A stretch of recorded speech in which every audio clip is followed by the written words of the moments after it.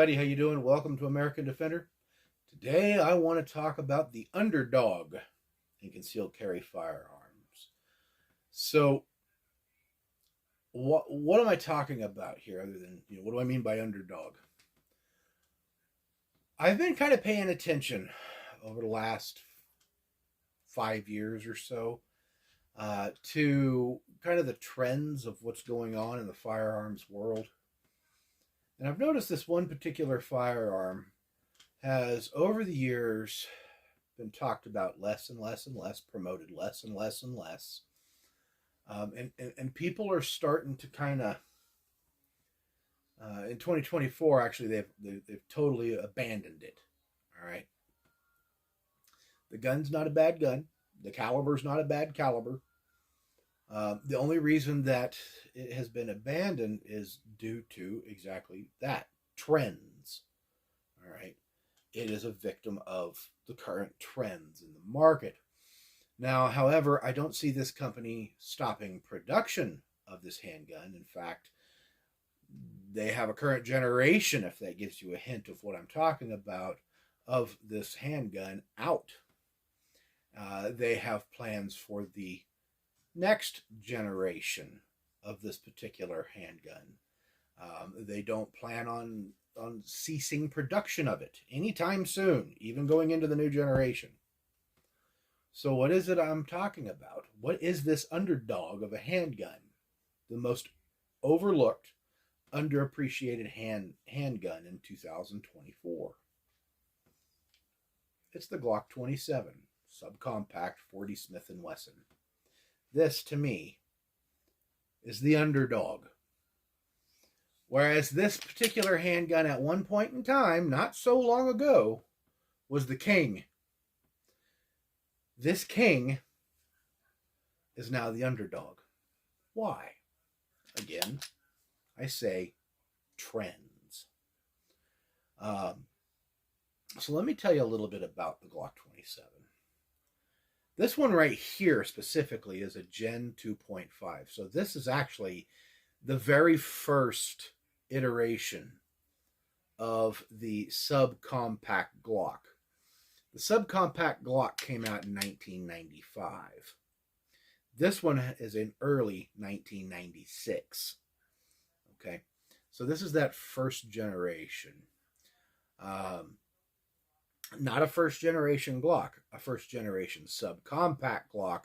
However, the moniker of generation this is actually known as a 2.5 because the generation 3 Glocks officially didn't start until 1998. So this is 2 years before generation 3 ever popped on the scene.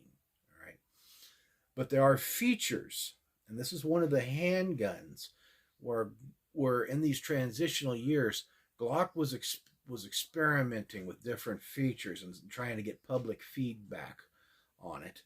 And the subcompact Glock, you'll notice, has some of those features, like the thumb rest. We saw that show up in Gen 3.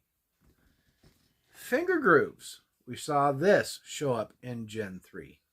However, it does not have any texture at all inside of here, which signifies this is a generation 2.5. The rounding off of the slide.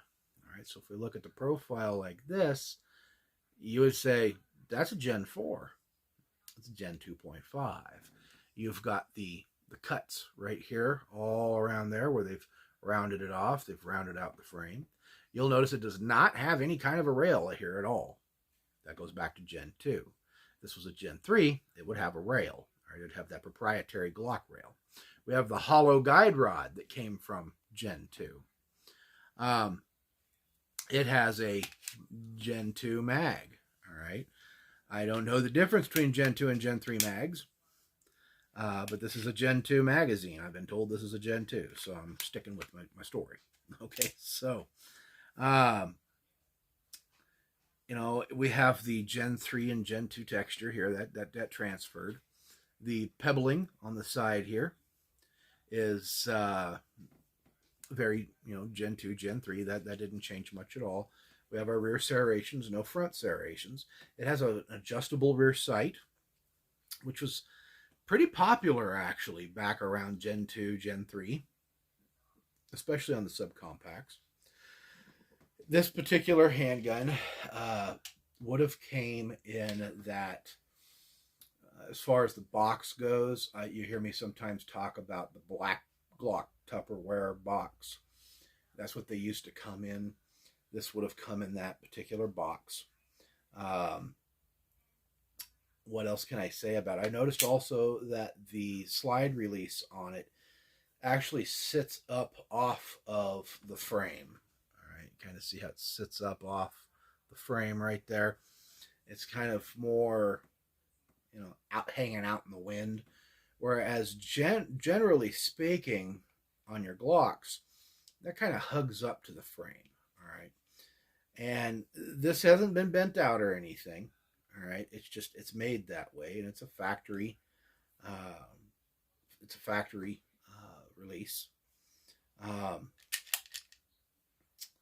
All in all, 3.5-inch barrel. I believe I mentioned that. 40 Smith and Wesson.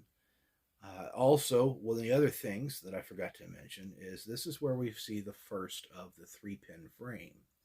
Now, prior to this, your Glocks in 40 and 9mm had a 2-pin frame. And then Glock had that great recall, and they realized, oh, wait a minute, 40 really is more powerful than 9. So we need to add a 3rd pin on the frame. And for the longest time, all through 3rd generation, Gen 2.5, which would really be late Gen 2, your later Gen 2 Glocks, 22s, 23s, 27s, they would have a 3-pin frame. If they were in 40, they would have a 2-pin frame if they were in 9mm. And you can see that exemplified right here. So you have 2 pins here and your 1 pin sitting back here. So this is a 40, you've got a 3-pin frame. If this was a 2-pin frame, it would have that pin and this pin, and that's it. This top pin right here would be gone. So this is a very interesting little firearm. It's kind of a collector's piece. It is my daily carry. All right, I love the damn thing. All right, it's probably my favorite handgun of all time, to be honest with you. I never thought I would say that about a Glock, but this thing feels so good in the hand. The trigger too. This is another thing that I noticed. I have a Gen 317, and my Gen 317 has that average, usual, squishy Glock trigger. This doesn't.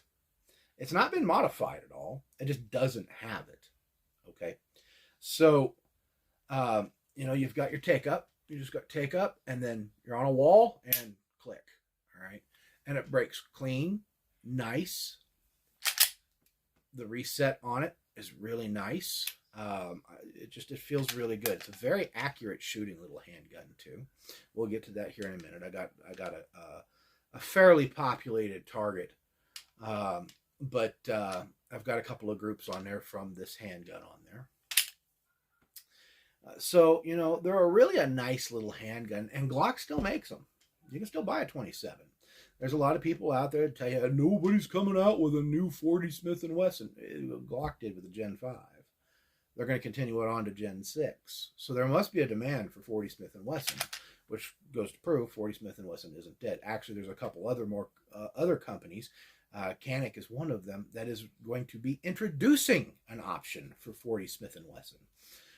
40 Smith & Wesson is also, just to talk about it a little bit, Federal, Winchester, and who's the other company? I can't remember the other company off the top of my head. They are all coming out with a new round specifically, of 40 Smith & Wesson that is designed out of one of these little handguns like this.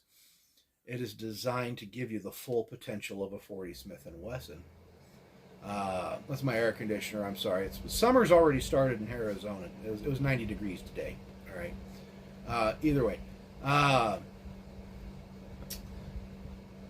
this particular ammunition is going to give you that full built 40 Smith & Wesson out of a little 3.5-inch barrel. Out of a larger barrel, it's going to approach 600 foot-pounds of energy. So it's not a plus P round. the other thing that they're alleging with this is that it's going to have quote unquote reduced recoil. I know a lot of people say that 40 Smith & Wesson is a pretty snappy round. Hell, in some of my older videos, I bought into that lie too. But really, it's, especially in a subcompact, it's really no snappier than a 9. How do I know? I put this side by side with a 9mm, the same size, same barrel length. My wife's Walther PPS. And we've traded them back and forth, and we're like, wow, there's like no difference. You know, I'd never paid attention. I never really sought out to figure that part of the equation out. You know, is there a difference in recoil? I've owned a lot of 40s. I've owned 40 subcompacts, you know, with the Taurus PT 140. But I never really sat down and focused on how hard the gun was kicking in my hand and focused on muzzle flip and all those things. And in our last trip, my wife and I kind of did that and switched guns. You know, I shot her 9, she shot my 40. We shot various grains of ammunition. I even got to shoot some plus P out of her PPS. And, you know, with just standard pressure ammo out of the 9mm versus this 40, the recoil was pretty much identical. All right. There was a difference in the impulse as far as how the gun would react in your hand, but that's due to the gun design. And what I mean by that is like the ratio of, you know, how high the barrel is over your hand and the type of push it would give you. Where, and I'm going to quote my wife on this one, where her PPS in 9mm likes to muzzle flip and doesn't push back much. It's more of a flip like this. This particular handgun does have a little muzzle flip, but it really wants to just push straight back on you. All right. And that's something that her being a 9mm carrier, and she's not really ever shot 40, something that she noticed. All right. So I was like, you know, that's kind of interesting because I never noticed that. And when she mentioned it, you know, I kind of looked for that and I saw it. I could feel it. This kind of has more of a straight push back. It does have some muzzle flip, but it's got more of that straight push back. And her PPS wants to just flip up out of your hand. All right. So, you know, there's a lot of people out there that say 40 has a more recoil. I don't see it. I just don't see it. I don't see that it has more recoil. Obviously, there was something going on, and maybe that's due to over a long period of time, but there was something going on because Glock had to add a third pin there. Maybe that had to do with the amount of energy, you know, coming from the round, because 40 Smith & Wesson definitely is a more energetic round than 9mm. But the recoil impulses to me, other than the mechanics of the firearm itself, or the felt recoil, the foot-pounds of recoil, were really no different feeling. All right. And on this target, you'll see that kind of translates into shooting. All right. So, like I said, this is a very populated target. We've shot a bunch of different guns on it. All right. At a bunch of different distances. And if I line this up right, you see this group right here in the middle of your screen where my eyeball's poking through? That right there, that is actually a 30-round group out of this little handgun at 11 yards with safer bug out, 165 grain, complete metal jacket hollow points. And then down below it is a smaller group. It looks a little bit bigger right now because of the way the paper's ripped. All right. But it's not a bad group. All right. Let's see if I can fix this paper here. Now you can kind of see it right there. All right. There is a 9-shot group right there. First shots I took actually with this particular handgun of 180 grain Hornady American Gunner hollow points. So it's very accurate. All right. If we take a look on here as well, and we look, say, right here, well, that's a 5-shot group from a Walther PPS using Federal 115 grain. So if we compare this group of 5 shots and this group of 30 shots and kind of look at a percentage of everything, you'll see that there's really not much of a difference. I mean, of course, the 40 is going to shoot a bigger group. It's a bigger bullet, all right? But either way, if you were to look at that, like if you were to do the 5-on-5 drill, I mean, with any of these ammo, any type of these ammo, any of these calibers, you'd have passed it. You'd be just fine, all right? Because what's the 5-on-5 at 5 drill? Well, it's five rounds at 5 yards at 5 inches, all right? And this circle,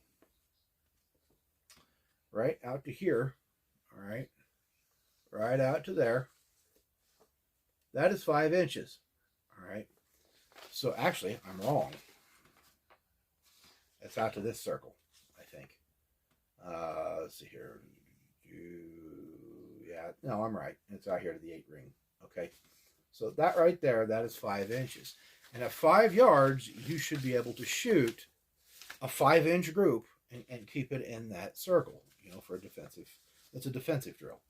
And this is 11 yards, and you're seeing, bloop, here's a 2.5-inch group, 30 rounds. Here's an inch and 3/4 here. This group right here is just a little bit over an inch. Okay, and that's 5 shots. So, you're well within, acceptable grouping. I don't see the difference. The target isn't showing a difference. My wife didn't feel a difference. And I don't feel a difference. So I'm kind of wondering, obviously though, Glock thinks there's a difference. But again, that could be over a period of time. All right. Now, I did mention that we shot some plus P and compared plus P to 40 Smith & Wesson. That's when I felt a difference. The 9mm was definitely stronger. Okay. We had went with some 124 grain. I think it was HST plus P, and definitely felt a difference. Definitely. Her little PPS, which has the same, I think, 3.5-inch barrel, was almost uncontrollable. Almost. Okay. So, if anything, that 9mm plus P coming out of a small subcompact, I don't know that I would recommend it. My wife had a hard time with it. I didn't have so much of a hard time with it, but it just really wasn't comfortable. It was enough of a difference that if I was to sit there and shoot it all day out of the little frame that she has on her handgun, I know that my wrist would start hurting. Okay. So I don't understand the thing with 40 Smith & Wesson versus 9, why the trends are going with 9. Not in 2024. I don't understand the trend today, especially since the fact that the trend today is that barrels are getting shorter and shorter and shorter. And I want to mention this, that, as your barrel gets shorter, the amount of foot-pounds of energy that projectile is able to produce, that round is able to produce, becomes less and less. And if you remember, in I think 1990 it was, or 1988, and they've revisited it again in 22. The FBI looked into what the minimum amount of foot-pounds of energy from a projectile needed to reach in order for it to be considered, a good round for self-defense. And what they found was that the round needed to have 220 to 300 foot-pounds of energy at a bare minimum. That's at a bare minimum. Now, why such a wide swath? Well, because there's a lot of different sizes of threats. So there's an 80 foot-pound difference to make up for all of that. Now remember, 300 foot-pounds is the minimum. 9mm on average is 330 out of a full-size barrel. It's just barely over the minimum. There's a lot of people that call it the minimum because of that. And when you start shortening up that barrel, well, that number goes down. So if you have a particular round that's able to do 330 foot-pounds out of something with like a 5-inch barrel, by the time you get down to 3.5 inches, you're somewhere around the 260, 270 foot-pound mark. So those threats that need 300 foot-pounds to deal with, you don't have the energy to deal with it. You have to take a second shot and hope to God that does the job. Whereas with a 40 Smith & Wesson in this case, on average, at a minimum, it has about 100 foot-pounds more of energy. All right. So if you're down at, say, 270 with a 9mm, you're probably going to be around 350 with a 40. All right. With that short of a barrel. Now you're still over that 300 foot-pound minimum. You're still exhibiting a greater amount of pressure than, or a greater amount of foot-pounds of energy than the 9mm would at that point in time with a 5-inch barrel. All right. Even if we were to go to a 9mm plus P 124 grain, that's sitting at 400 foot-pounds on average, which is really the cap for 9mm, unless you want to go plus P plus. But now you're just really you're just pissing in the wind, so to speak. All right. When you dive down into that 3.5-inch barrel or less, like a 3.2-inch barrel, well, that 400 becomes like 330, 320. And you still have an increased amount of recoil. You also aren't getting that full advantage because you're not getting a full burn. So in some cases, with some ammunition like that, you might even see less energy than you would with a regular pressured 9mm.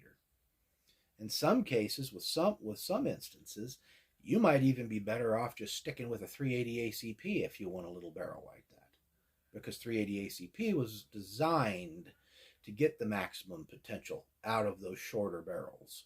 That's why 380 ACP is also called the bare minimum. All right. So with 40 Smith & Wesson, though, you're pretty much set. All right, especially when those smaller barrels start coming into play. That energy advantage comes into play. The fact that you're shooting a larger caliber comes into play. 40 Smith & Wesson, a lot of people like to act like all of these advances that happened in bullet technology and ammo technology only affected the 9mm, and that's the furthest thing from the truth. The actuality is all the ammunition has experienced that. Just go out and look for any brand of Hornady, Critical Duty, Critical Defense, American Gunner in a 940 or 45, and you'll find it exists even in 10mm and 357 SIG and 380 ACP and 25 ACP and 32 ACP. You'll find it exists. So that technology was actually shared with all of the calibers to make sure that all of them were working at their peak. And if they're going to do that, and 40 Smith & Wesson was already better than a 9 to begin with, well, then it's still going to be better than a 9 to after all of that. The 9mm itself might perform better than it did in 1986, but it's still not holding a candle to 40 Smith & Wesson or the other larger calibers. It's just physics of everything. All right. So, that's why this is an underdog, is because a lot of people are turning their nose to 40. That trend's about to be over with, like I said. 40's making a comeback. And also people are wanting smaller and smaller handguns, which is kind of a trend we've been experiencing since about 2012 when the Pocket 380s came out, like the Kel-Tec P3AT and the Taurus TCP and Ruger LCP and Smith & Wesson Bodyguard and things like that. They're trying to get down to that size with a 9mm and a double stack is really what they're trying to do. But what my opinion is on that, if you want something that size, just get a 380. It already exists. It's already technically a 9mm. All right. 9mm was never really designed to shoot out of those little 2.5-inch barrels or 2-inch barrels that are on those. Those kinds of guns are really more of a get off of me gun. That's like a belly gun. That's a, the person's right on top of you and you have to pull the trigger. In a lot of situations out there that happen, the person never even has a chance to even get within arm's distance of the person and poses a threat. They might have a hatchet or a throwing knife. They might even have a gun themselves. Or that you've identified they're a threat. You've identified the fact that they want to do bodily harm to you and end your life, and they're advancing towards you. And before that harm comes, because that's the whole point why we have this, is to stop that threat in its tracks. You pull the gun and stop the threat. And when you've got something itty bitty like that, also, when smaller you get, more recoil you get. All right, that's just physics once again.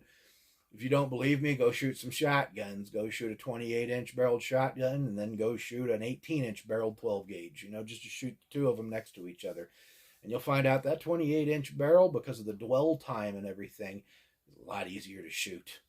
All right, it's a lot softer to shoot. It's more accurate. So to me, I think 3.5 inches really is that cutoff for barrel length. Beyond that, it's just there's purpose for it. I get it, but to me, I think this is about as small as personally myself I would ever want. And I really like 40. I do. I like 40 Smith and Wesson. So, to me, this is like the perfect little handgun. 9+1 rounds is decent. But then again, I have 15 rounds in this magazine. I have a grip extension. So, this is, to me, this is how this gun right here, there we go. This is how this particular gun gets carried. All right. I've got the full size grip, but I've got the subcompact slide. It's still compact enough. It feels good in the hand. The weight is all at the back here instead of being up at the front, so I don't have a whole bunch of hangover here. And these are my backup mags. All right, so another thing too that I want to mention here is if something was to happen that they ever did some kind of stupid magazine ban nationwide, this gun would never ever be banned because it only holds 9 rounds. Okay. One of the other things that I like about this particular Glock, and this is all Glocks really, and it's something that I never really thought about until recently, is if you are setting your sights for your Glock,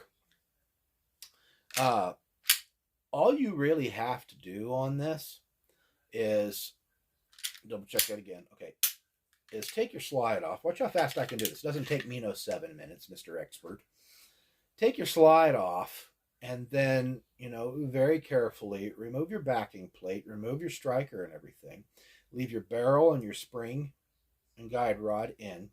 You can place this in a vise and have it all leveled. And then just like on an AR, what you can do if you want to bore sight this for your fronts, for your irons or red dots or whatever, you can pop that plate off the back and you can look right straight through the firing pinhole or the striker hole, and it's lined dead center with the barrel, and then align that dead center with your target and adjust your sight appropriately. All right. That's one thing about a Glock, and a lot of other pistols will do that as well. But with a Glock, they actually made the pistol with that in mind. So that is one thing that I really like, all right, about these pistols. I know I've talked a lot of garbage about the Glock in the past, and I it's not unjustified. It's not. There's some business practices that the company has done in the past and still does that, I think is kind of scummy. It's just, I feel the same way about Traxxas and DJI. I feel the same way about them. But there's no doubting and arguing that their product that they come out with is good.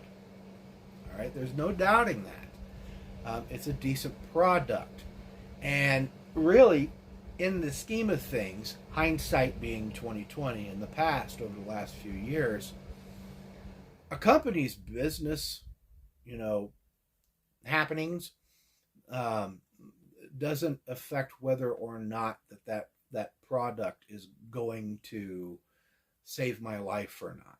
Okay, if the product is good, that's what matters. All right, and in this particular case, with this little Glock 27, this thing is damn good, and it is the underdog of the concealed carry world. And I honestly think that we're going to start heading back into this direction. Okay, very soon. All right, 40 Smith and Wesson's about to come back. It's coming back. Glock is going to release the 40 Smith and Wesson, model 23 and 27 and 22. It's on their radar. They're going to do it.